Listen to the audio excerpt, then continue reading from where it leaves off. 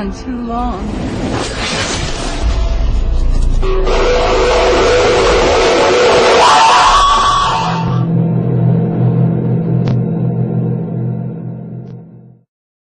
Onto this show to talk about what we've been finding in Bosnia. Absolutely. Why don't you give us a little background on how you became involved with this project and with this discovery? Well, I've studied geology at the University of Leeds. I don't actually have any training in archaeology as such. I've never done any excavations, things like that. But earlier this year, I began researching heavily into alternative views of the pyramids because there was something about them that just didn't make any sense to me. The datings of them, how they were constructed, the Egyptian ideas of slaves pulling huge stones with ropes. It just didn't fit into my mind as something that could really happen. And I took myself to Egypt in January to have a look at the Great Pyramids. And when I got back, I was just checking something out on the internet, and I came across the Bosnian Pyramid of the Sun Foundation website, and I was like, pyramids in Bosnia? What's going on here? And you know, I saw the first picture, which a lot of people claim over the internet that it's just a hill. And I looked at it, and straight away I was like, that is a pyramid. It has to be a pyramid. So I emailed the project leader, Dr. Samiras Managic, and he invited me along to the camp that they were having over the summer. And I stayed for nearly 3 months. It's supposed to be 10-day shift, but I couldn't leave the place. You know, there was so much to learn, and that's how I basically got into the project. So you're talking about January of this year that you went to Egypt? Yes, it was January this year, yes. I've had a roller coaster of a ride since getting involved in the research of these pyramids. So it's been an absolutely fantastic experience. Oh, I can imagine. So when you came back and actually made contact with, what's his name again, the director there? Dr. Samiras Managic. Okay. Yeah, I've listened to a couple of interviews with him. Very charismatic, interesting, well-informed man from the impression that I got from him. He is, and the way that the mainstream media disrespects him, calling him a fruitcake or whatever, it just goes to show how disconnected mainstream media is from reality. Yes, we see that in, of course, with the pyramids in Giza and with the pyramids all over the planet. They're always trying to downplay them and, like you say, give us this totally bogus story that they were tombs for pharaohs or tombs for kings, and when there's actually absolutely zero evidence for that kind of a theory on it, and of course the building techniques that they throw at us that are just nonsense. That's right, and hopefully what we're going to be uncovering in Bosnia is going to shine, an even brighter light on the fact that we really don't have a clue we do have a clue, but the official line of what these pyramids were, it's going to, completely discredit those ideas. Yes, this is a huge development. And so you came back from Egypt and you made contact with the project there in Bosnia, and you went there shortly after that then? Yeah, I went over there in June and stayed over till the end of August. Well, actually into September I stayed there till. Do you have plans to go back as well? Oh yes. I'm heading back there as soon as possible next year. It's something I feel very passionate about. There's so much to be found in Bosnia. I mean, we've got these 5 pyramids plus many other pyramidal structures. There's tumuli. Who knows what else is buried underneath the surface. This is going to be work that's going to take decades. Yes, what actually is kind of the first wave of what they want to accomplish? Would be like stripping one side bare enough so that we could see what's underneath, or are they approaching us in a different attack plan, I guess you could say? I think it's a slow process because there's no support from European science bodies or anywhere else in the world. There's no funding, and with no funding, there's no infrastructure. So the fact that a lot of the world think that this is a hoax is probably a good thing, because if everyone just turned up en masse tomorrow, a lot of the evidence would be destroyed. Because, I mean, if you go to the Giza plateau, there's hundreds and hundreds of security everywhere, making sure that people aren't doing something they shouldn't be. And in Bosnia, there's nothing. You are completely free to roam up and down these pyramids, and you could get up to anything on them. So it's a slow process of opening up people's minds to accept the idea that there are pyramids in Bosnia, and because the mainstream media isn't helping us so much, it's pretty much up to the everyday person, word of mouth, going there, seeing it for themselves, knowing it in their hearts that it's real, and then going back home and telling their friends to go and visit them. Yes, I was looking at images of the pyramids, some of the pyramids they had found in Mexico several decades ago. And now at the beginning they looked like, kind of like what the Bosnia pyramids look like now, covered with soil and trees and looking everything like a mountain. And then of course we know what those pyramids in Mexico now look like when they've been completely uncovered, you could say. So yeah, that's right. They had some agropodologists actually go to the Pyramid of the Sun and the Pyramid of the Moon, and they ascertained that the amount of time it would take for that soil to build up on top of those pyramids was between 12 and 15,000 years. But that doesn't give us the age of the pyramids. That just tells us when the pyramid structures were left to nature, for nature to take over, basically. Right. That could be itself, several millennia in between there from the time it went into disuse for whatever reason, a catastrophe or an ice age or other things you could postulate there, huh? Yes. Go ahead. No, go ahead. Well, I just thinking we could, before we get into the heavier subjects, let's first, can you just tell people about things like the size and the materials and their alignment to the, say, to north, south, and east, west, and those kinds of things?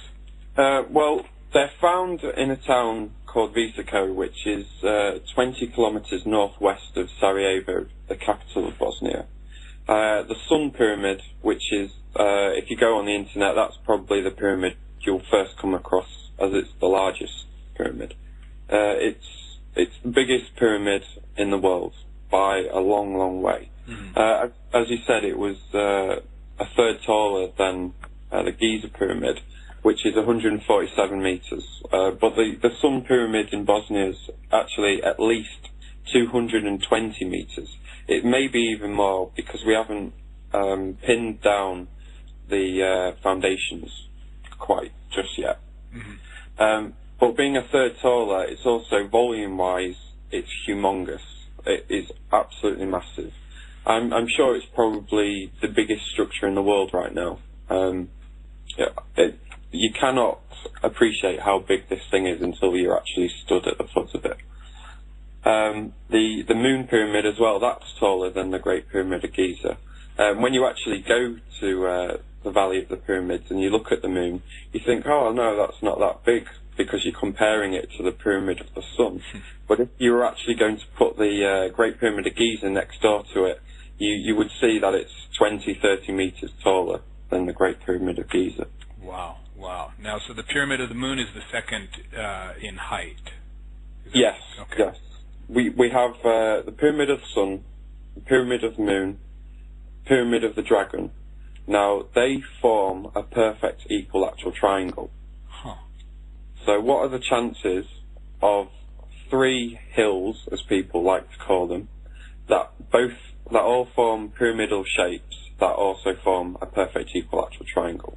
I mean, that can't happen in nature, right? Right. Now, are those three pyramids that you've just mentioned, are they all aligned in the same north, south, east, west? Yeah, they are all aligned. Wow. The pyramid of the Sun is more closely aligned to the cardinal points than the pyramid of Giza. It only deviates from a true north, geographic north, by 12 seconds. I can't remember what the Great Pyramid of Giza is, but it's not as close as that, basically. And then the other two pyramids are also aligned with the pyramid of the Sun. They are aligned to the cardinal points, yes. Wow, wow. And you say they form an equidistant triangle. Yeah, that's right. Wow. And then there's some other pyramidal structures. You have the Pyramid of Love, which is next to the Pyramid of the Sun. Now, those two pyramids are actually built into the side of natural hill formations. They have causeways running from the natural hills into the sides of the pyramids. You have Temple of Mother Earth, which isn't a traditional pyramid shape. It has two pyramidal sides to it, and it's curved, kind of like a crescent moon. And the sides of that are very, very steep. When you go towards that structure, the walls are it looks like it goes straight up. I mean, the engineering techniques that they must have used would have been incredible. Well, I can imagine. I can imagine. We just assume then that they chose these mountainous areas for a reason to build the pyramids on top of them, and that there must be but it's an engineering reason or a. Well, I've been looking into the ley lines of the Earth, and that some of the grids actually run through Vesico. So that's one of the reasons why they chose that location. And also, when you're actually at the top of the Sun Pyramid, you can see miles and miles around, the whole area. It's an observation point as well as, an energy point. They knew what they were doing when they were putting those pyramids there, certainly. So if you were, say, to stand on top of the Pyramid of the Sun, how far in the distance would the other two pyramids be from you? Would they be right next to you in a sense, or okay? You can see every structure from the top of the Pyramid of the Sun. They're literally.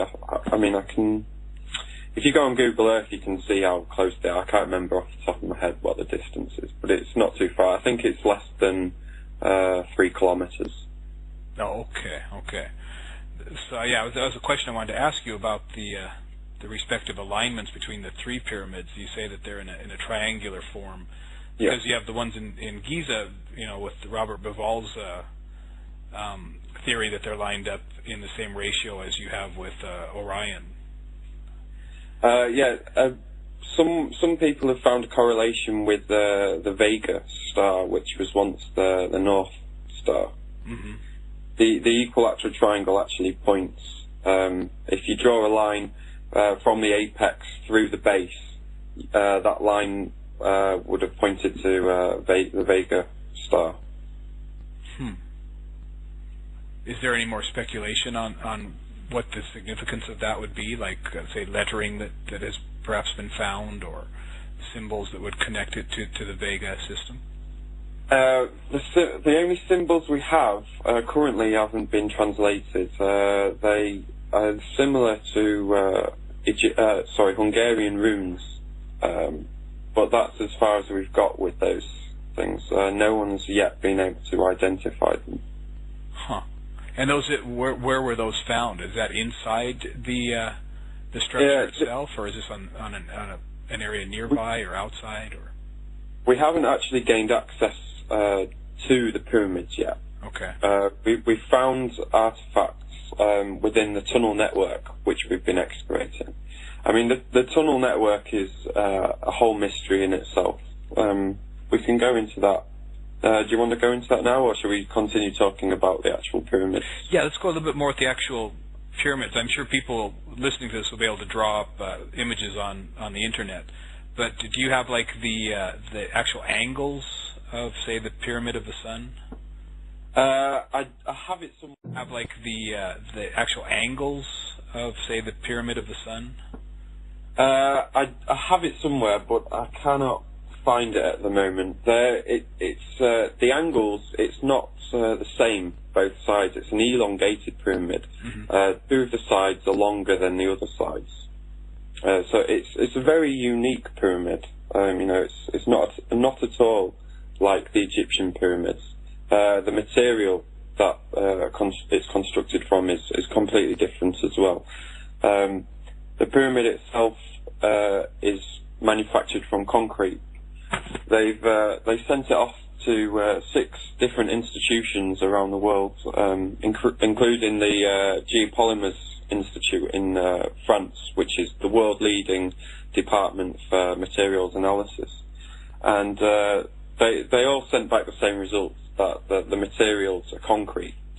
And one of the interesting results was that they ascertained that the material was 5 times stronger than the best quality concrete we can make today. Wow. With modern industrial techniques. Wow! And yeah. It would have to be to survive for that long, I would guess. Well, yeah. Modern day concrete, they estimate, would only last about 15,000 years before it, fell back into its constituent parts, just over time, basically. But what we're finding in Bosnia, this concrete is as strong today as it was when it was manufactured. It's quite incredible. What they did find was that looking at the crystal grains within the material, it was heated up to above 500 degrees centigrade. Now, one of the constituents of the concrete is clay. And when you heat clay up to this kind of temperature, the properties of the clay change, and it takes on adhesive qualities. And this is what bound all the other material together to make it so strong. Very interesting. So they had some kind of a process to make some kind of a concrete slurry and then heat that up to 500 degrees Celsius, huh? And when you see the sheer scale of the pyramids and you realize how much concrete is actually in use, right? To heat that up to 500 degrees centigrade, we're not talking about men in caves dancing around a little campfire with a pot of hot clay in it. This is a huge undertaking that would have required immense technology and knowledge to do such a thing. Oh yes, indeed, absolutely. Just the sheer scale of how much clay you would have to, at some place, dig up and then change that into these blocks is mind-boggling. Yeah, and what we see is that there's actually 5 layers of this concrete. They're about a meter thick each, these layers, and in between these layers is a small layer of clay, probably about 15 to 30 centimeters. And I guess we can hypothesize that this clay was some kind of shock absorber. It allowed relative movement between the concrete layers, heat expansion, tectonic motion, and this added, structural integrity to the construction. So, what would be the typical size of one block or one concrete shape? Well, the blocks we're finding are all completely unique. This is one of the interesting points around the Bosnian Valley of Pyramids. You don't ever find one block the same as another. They are all unique. And again, this could well be to strengthen the structure, kind of like a jigsaw. If there was any tectonic motion, the different sizes would interlock. The different shapes would all interlock, and it would strengthen the structure. If you were to have blocks that were the same size, stacked up. If there's any movement, they wouldn't lock against each other. They would just, move relative and fall apart. Right. So it's not really, it doesn't really correspond to the building techniques, say, in Egypt, then. No. I mean, underneath the concrete, Mm-hmm. we through geophys we can ascertain that there's blocks, sandstone blocks. Now, whether or not these are placed the same as at Giza, we've yet to find out. So where exactly on the pyramid are you accessing these or finding these blocks? Is this in the lower levels, or? It's right at the base, yes. The Bosnian government has put a digging restriction on the pyramid. There's a medieval fort at the top, which is actually constructed out of material that the pyramid's made from. During the medieval period, they were quarrying this concrete from one of the sides. On the south side, there's actually a collapse. Now, we don't know much about this collapse when it happened, but because of the collapse, it obviously broke the material and it allowed the medieval cultures to dig into it and break it up. And they built this fort on top. And the Bosnian government are saying, yeah, we need to protect this fort. It's a site of special scientific interest. So we're restricting any excavations on the rest of the hill because, the scientific community is yet to admit that this is a pyramid. So for all intents and purposes, it's still a hill. So they're not letting anyone dig on a hill in case they damage the medieval fort on top. I see. So that's kind of the technique they're using to slow down or perhaps even stop this project from going ahead, huh? It seems that they've been trying to put up many sort of obstructions from finding the truth. When I was over there, I found out that in the 80s, there was a local drive to plant trees on top of this pyramid, around this pyramid. Why they needed an initiative to plant trees in Bosnia, I don't know, because they've got no shortage of trees in Bosnia. And I think, especially, the kind of country it is, they've got better things to do than, plant trees. But when you're excavating and you're extending a trench and there's some trees in the way, it slows us down. And I get the overwhelming feeling that this was the reason why they had this initiative to plant the trees, because somebody somewhere knew that sometime in the future somebody would come along and say, oh, you know what, I think there's a pyramid here, let's start digging. And these trees, slow us down a lot. Wow. So is this something new that they're throwing out at the project, at the workers there? Or because it seems like there's been some progress going on 2 or 3 years ago. So is this something new that they're throwing out to try and slow things down, or? Well, on a local level, I got to meet the local government there, and they are behind closed doors. They are fully supportive of this project. They've recently employed a tourist minister, so they want this project to succeed because they know it's going to bring money into the area. But as soon as they are in front of a camera on the sites, I was with the mayor on top of the Pyramid of the Moon where we were excavating this year, and there are clear, man-made blocks, and he's trained in I can't remember what he does, but he basically was there saying, oh, I think this is natural. This is a natural formation, because the camera crew was behind him. If take away that camera crew, and he'd be listening to what we were saying and saying, yes, this is obviously man-made. So it's very interesting indeed.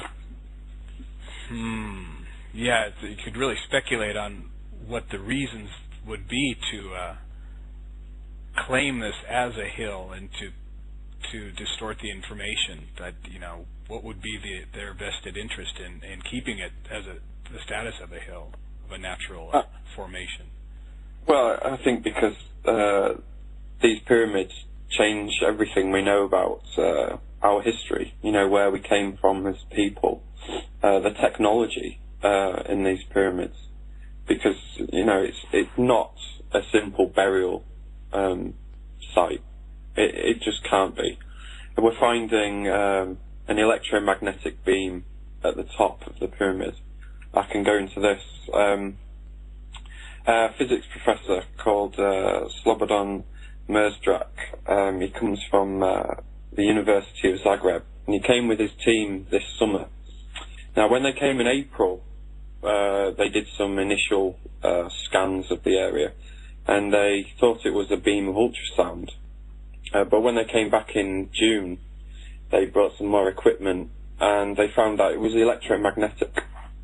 And this beam has a circumference of, diameter, of 5 meters. Perfectly round beam. And it was resonating too specifically for it to be a natural phenomena. But what's most interesting is that they calculated that the beam was actually not coming out of the pyramid, but was going into the pyramid from above. So this is one beam. You say, what, about 5 meters in width? Yeah. And that's coming, not being generated out of the mountain, but coming down into it, huh? Yes, it's coming down into the pyramid. Huh. I think maybe the upper atmosphere, it has something to do with ionization. Tesla's Rainmaker machine talks about, ionizing the atmosphere and drawing energy from it.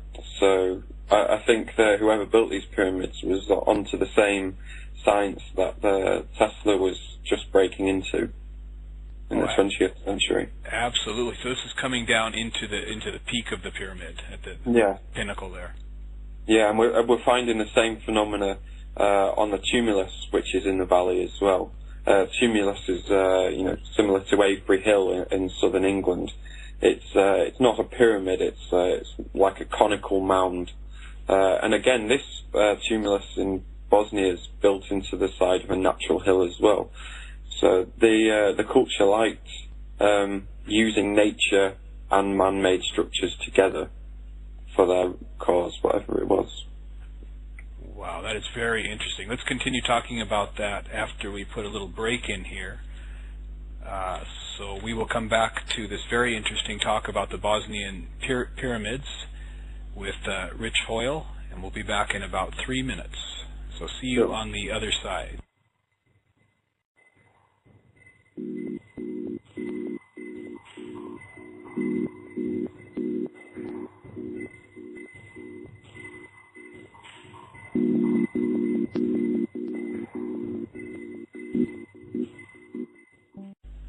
What we did find that was interesting is that according to history of the area, the medieval forts on top of the pyramid, that beam of energy goes exactly into where the king's chamber resided. See, the king resided in this fort when it was in use, and this beam of energy emanates exactly where this king stayed, which I find quite a coincidence.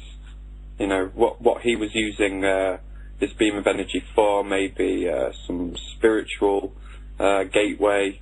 It's speculation right now, but what the physicists did say when they were there is that it wouldn't take much to actually convert this resonating electromagnetic beam to usable electrical energy.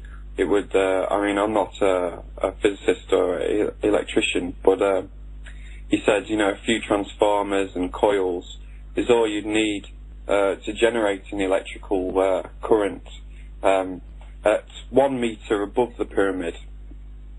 They calculated 0.4 millivolts, which doesn't sound like much.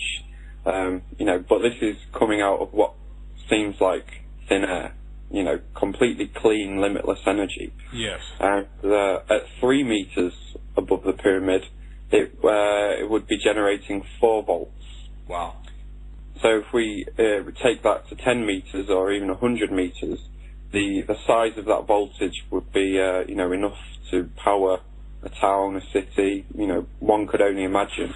And we're at the very initial stages of research here. It's going to take a lot more people with expertise to figure out everything about it. But the initial stages are very promising. Yes, you could envision putting a tower on top of the pyramid to reach up into the higher levels there to get more voltage drawn out, huh? Yes, yes. The lead archaeologist this summer, he suggested maybe that one day we would be able to power all the lighting within the pyramid for the tourists, within the tunnels, from pyramid energy. I mean, this would be a great eye-opener for people, that there are alternative energy sources other than, the ones we're given: solar, wind, tidal. And this one seems a lot more likely to be successful than any of them. Yes, and if we can envision that there was a whole global network of these pyramids, as apparently is the case, a long, long time ago, say 10,000 or more years ago, 12,000 or more years ago, that could have been one of the functions of the pyramid networks, was for an actual energy source. So Absolutely. All we need to do now is just kind of restart them in a sense, make them more, bring them back up into a more functionable state, because they're already there, Well, what we're finding is it seems that these pyramids in Bosnia formed a perfect habitable zone for humans, definitely, as well as the electricity. We're getting water seems to be a very a key part to these pyramids. In the excavations of the Pyramid of the Moon, we're finding channels, it seems, which could have been used for, water to be travelling around these structures. At the Pyramid of the Moon, we're actually seeing that wherever you dig, we're finding that the surfaces are dipping inwards towards the centre of the pyramid. And this could have been used to catch the water, any water that was falling on top of the pyramid, directing it inside into the middle of the pyramid and then downwards. Because geophys has indicated that all three of the pyramids in the equilateral triangle actually have underground water sources. And these channels of water from each of the three pyramids run directly into the centre of that equilateral triangle that the three pyramids form. So it's like a giant collection device, collecting this water and charging the water as well. Each of the pyramids is different size, different shape, different material, and so they each have different energetic properties. So they could be charging the water for different properties, health benefits, that kind of thing. Absolutely. That's very interesting, because that brings up the pyramids in Giza, because we know that the Nile, about that time frame ran right by the pyramids, where it's, I think it's like 8 kilometers away now. And then Tesla's tower, the one he built in upper state New York, was apparently built on a very huge, one of the biggest aquifers in that area. So there is definitely a connection to this kind of an energy production and underground water.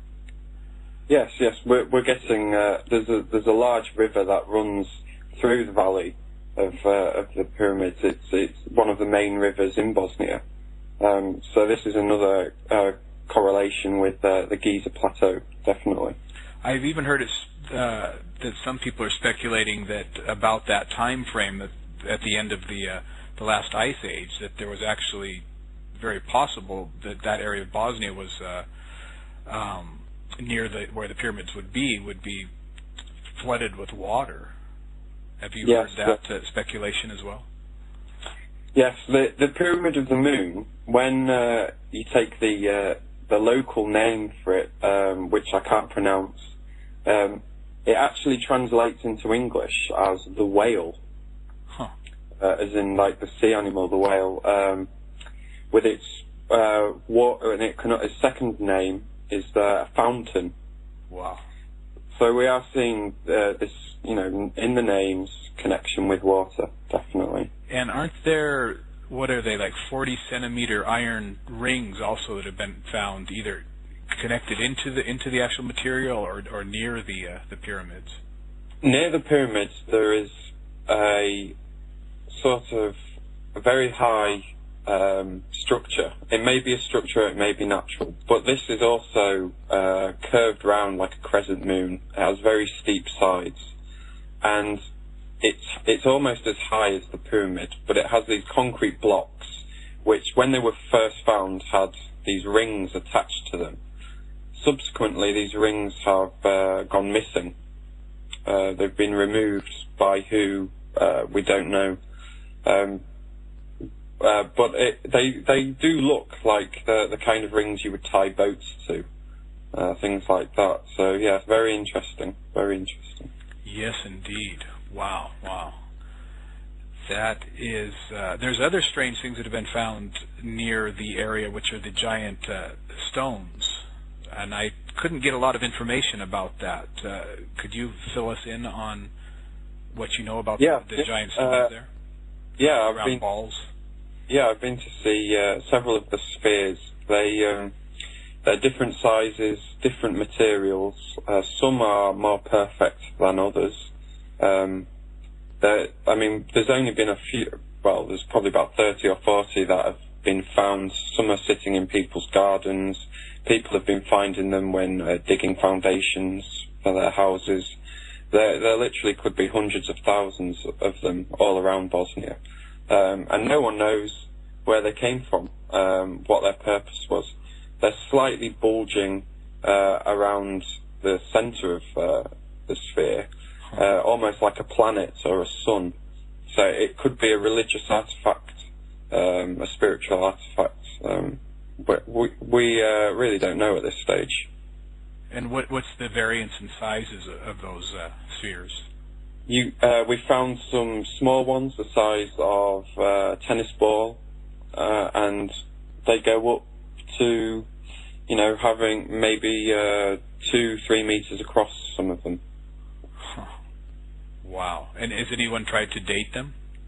I don't think there's been any dating yet. In Bosnia, they have a habit, anything that doesn't fit, mainstream history, they just label it medieval. Everything's medieval in Bosnia. That just kind of shelves it, huh? Yeah, exactly. Huh. Very interesting. And what about the tunnels around the pyramids? Are these tunnels that are actually in the vicinity of the pyramids, or are they actually going into the underneath area of the pyramids themselves? Right. Well, Geophys has indicated that there is a very complex tunnel network running under the whole valley of the pyramids. We are guessing right now that all the pyramids are interconnected. It seems like that from the geophys that we've gathered. Currently, we are at the entrance to this network. We found an entrance about 5 kilometers away from the Pyramid of the Sun. And it's cut that these tunnels are cut into a natural post-glacial conglomerate. But what's interesting about this tunnel network is that at some point in the past, they've been blocked up. Now, critics, debunkers will say, oh, this is, just been blocked up by, water depositing material. Mm-hmm. But when we're excavating, getting deeper and deeper into this tunnel network, excuse me, we're finding dry stone walls, blocks, small blocks stacked up on top of each other to form a dry stone wall. And these dry stone walls mark off junctions within the tunnel network to other smaller tunnels. Dry stone walls can't be deposited by water. This is intelligent design here. Right. Someone deliberately placed this wall and then filled the tunnel up. The purpose of this, we're only guessing right now, but my personal opinion is that the Ice Age came, water levels rose, there was flooding, and whoever built these pyramids didn't want to have their structures flooded, so they blocked up the tunnel networks to make sure that water couldn't get inside. That would make sense, yes. Yeah. And we're finding all kinds of artifacts in these tunnels. Small things with symbols on them, larger slabs with patterns and things like that. Nothing that will blow your mind, you know, nothing that would be worthy of an Indiana Jones movie quite yet.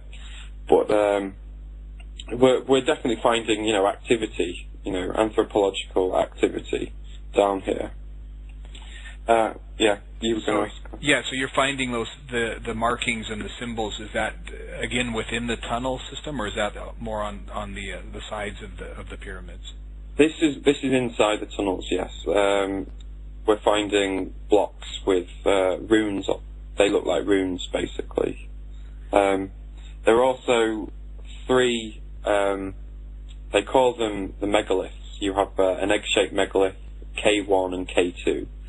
They are actually ceramic-shaped objects. The smallest one, I think, is just over a ton. The biggest one is 8 tons, the K2. And when the tunnels were excavated, the post-glacial the conglomerate was actually sitting on top of these stones. So these shaped ceramic objects were actually there before the post-glacial conglomerate was deposited. They are older than the material. So this may be 2 cultures we're dealing with here, two different cultures. And I mean, we can look at these megaliths, and you can see that they're sat on plinths. You know, they've been purposely chosen to be placed in these locations, and then the tunnels have been cut to basically join them to the main tunnel network. One of the most incredible things I found while working in the tunnels is the air. The air inside them is crystal clear, fresh air. You go in there and you feel wide awake.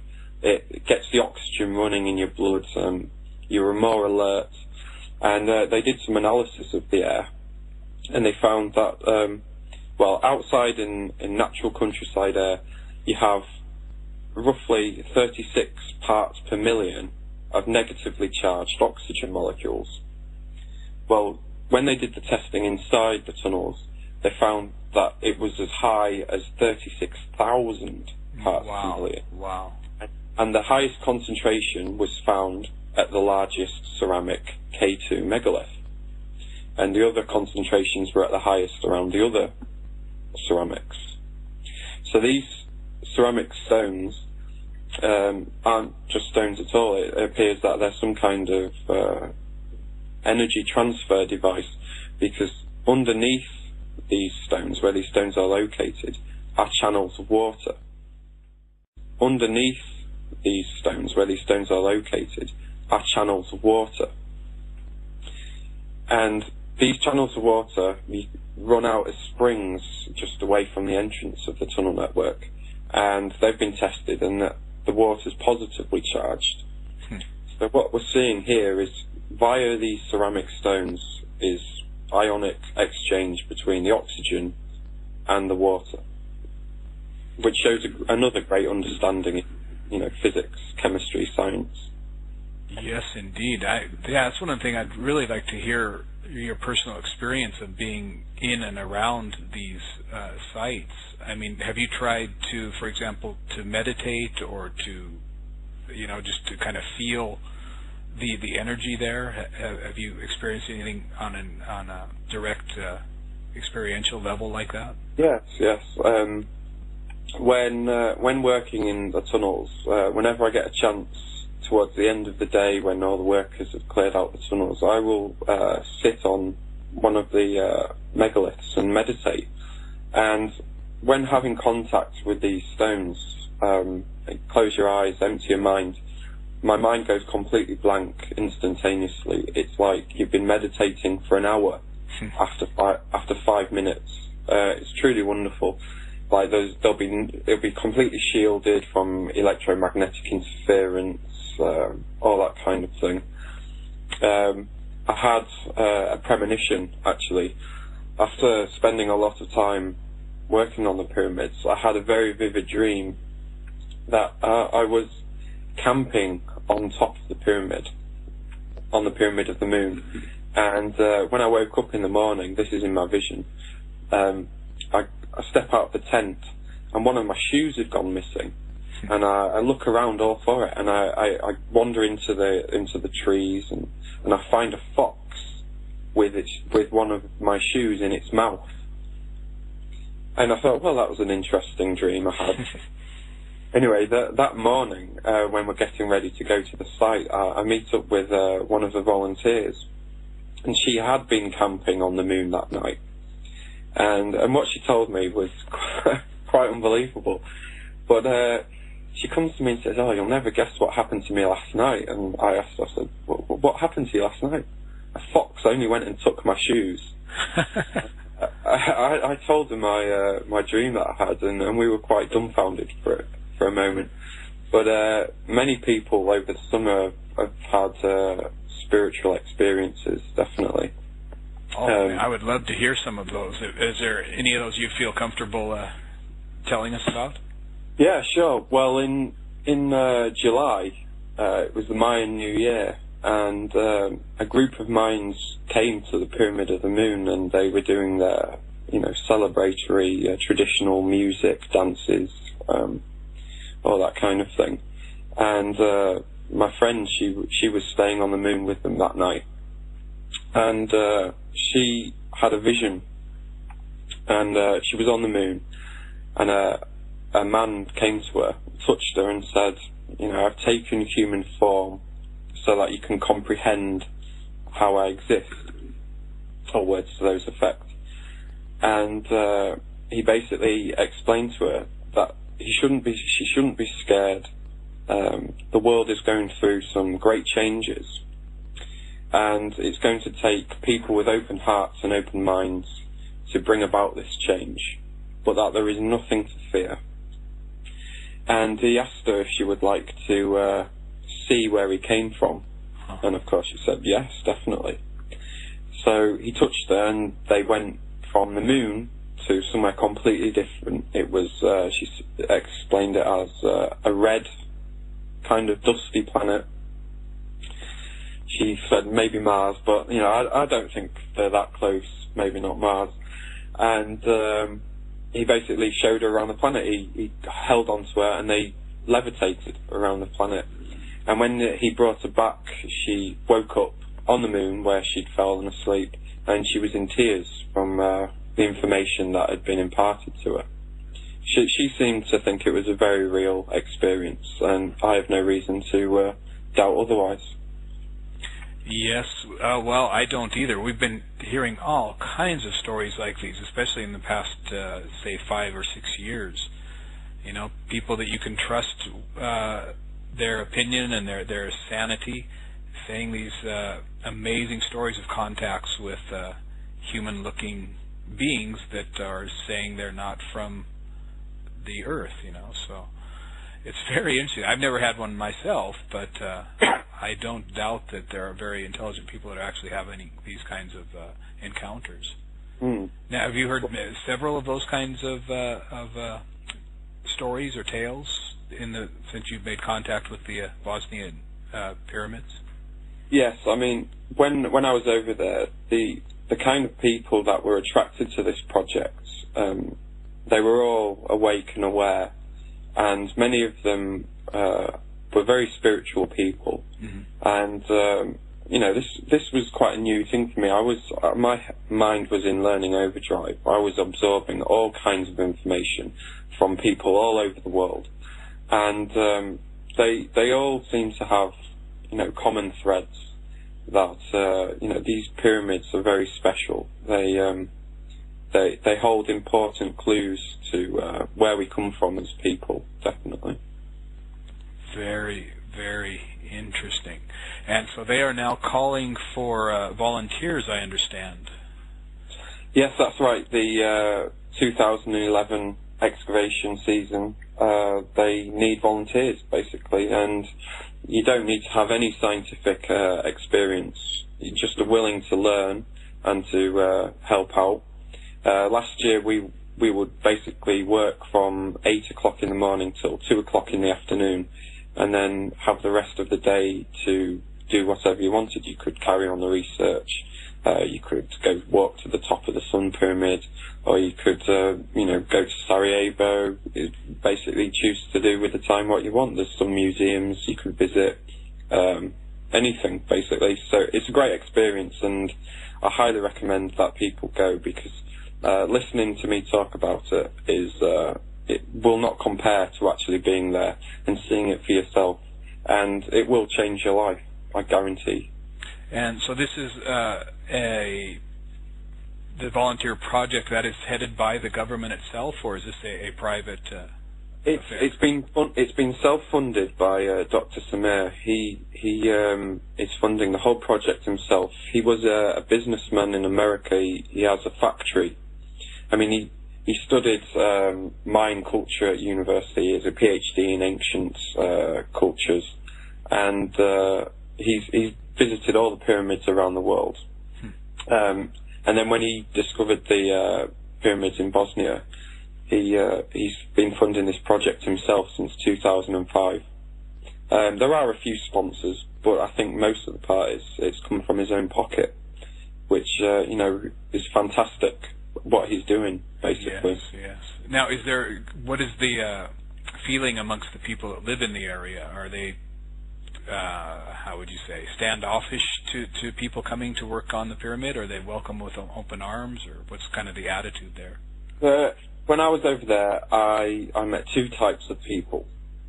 One type, they knew that the pyramid's there, and they were so grateful for anyone that came to their small town to help them, because nobody comes to Vesico.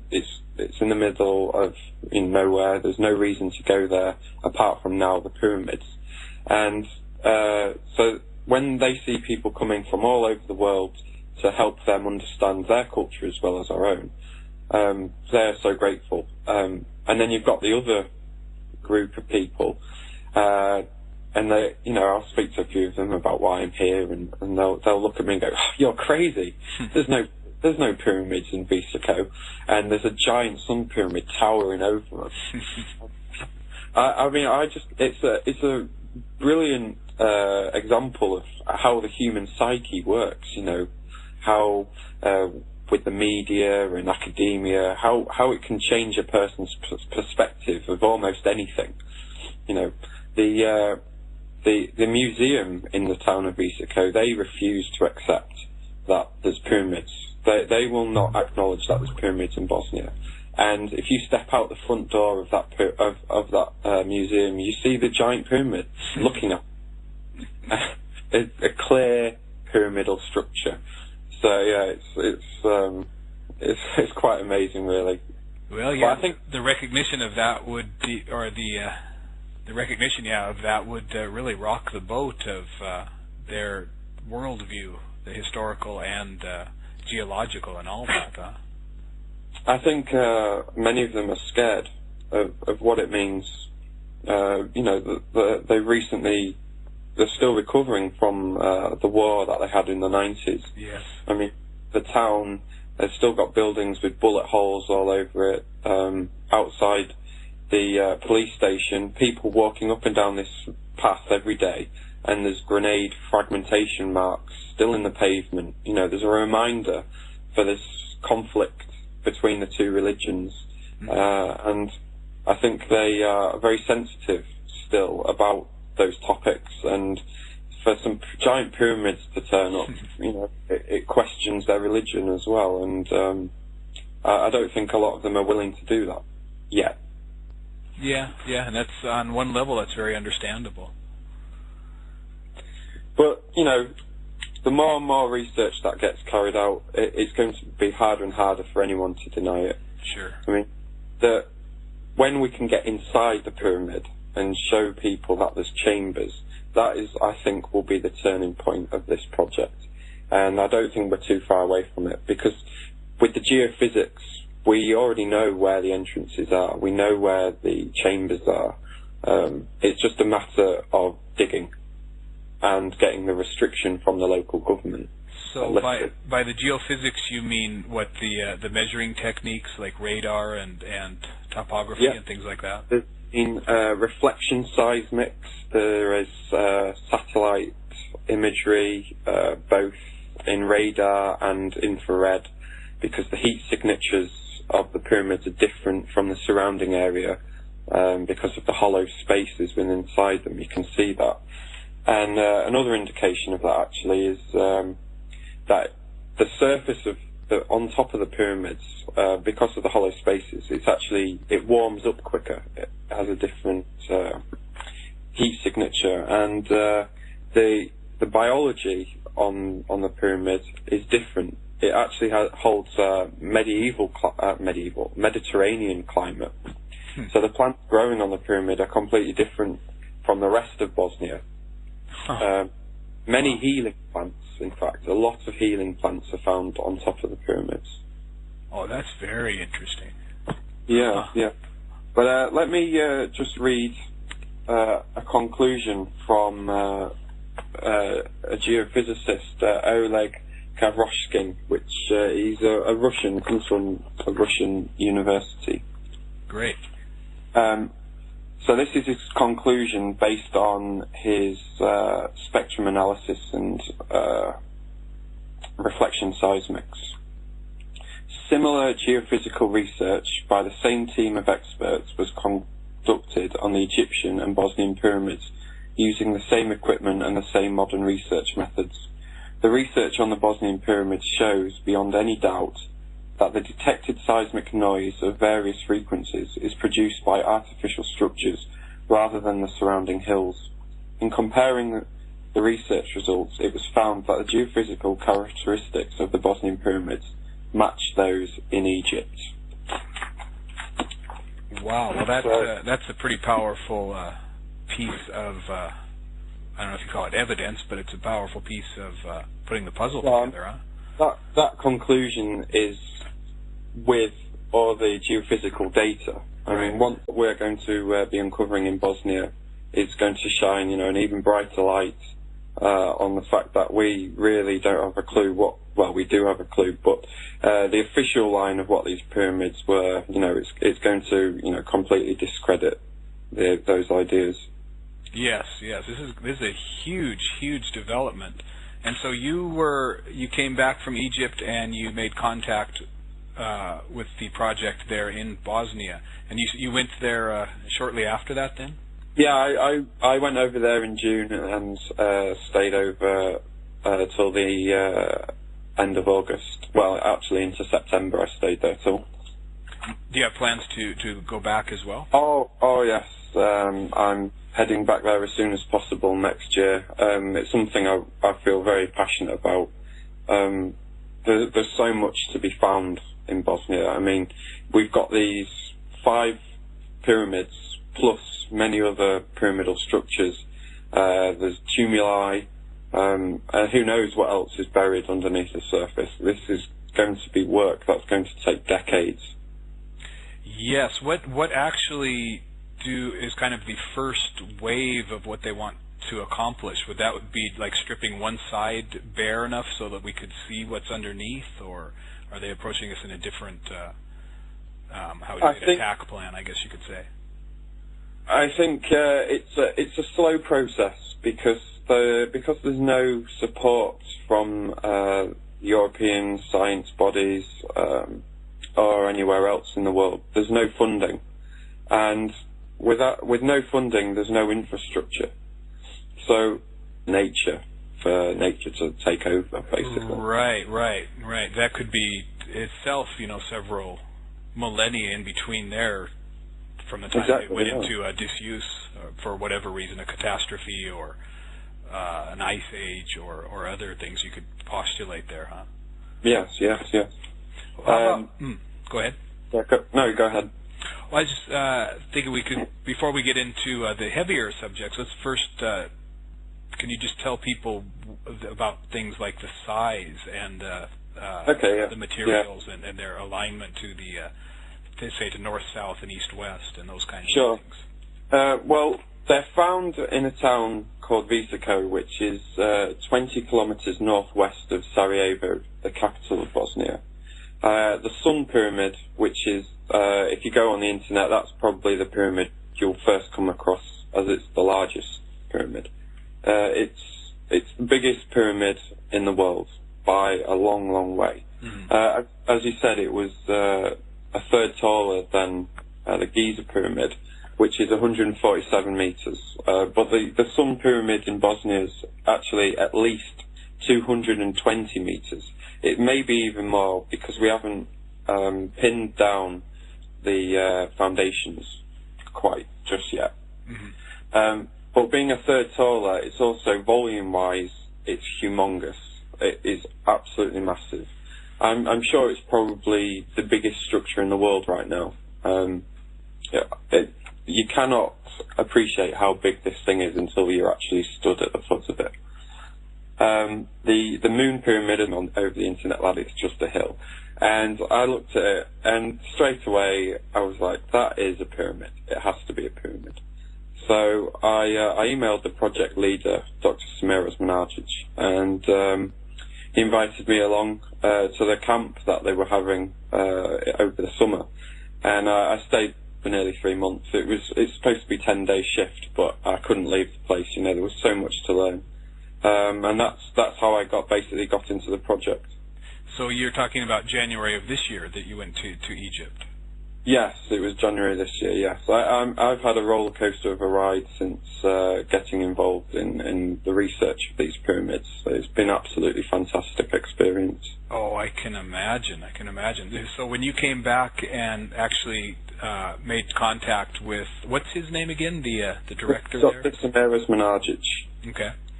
Yeah, I've listened to a couple of interviews with him. Very charismatic, interesting, well-informed man from the impression that I got from him. He is, and the way that the mainstream media disrespects him, you know, calling him a fruitcake or whatever, you know, it just goes to show how disconnected mainstream media is from reality. Yes, we see that in, of course, with the pyramids in Giza and with the pyramids all over the planet. They're always trying to downplay them and, like you say, give us this totally bogus story that they were tombs for pharaohs or tombs for kings, and when there's actually absolutely zero evidence for that kind of a theory on it, and of course the building techniques that they throw at us that are just nonsense. That's right, and hopefully what.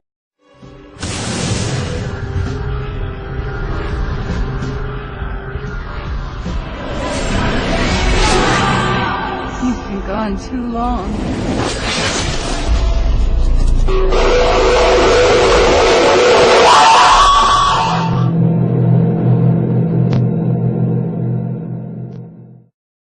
Onto this show to talk about what we've been finding in Bosnia.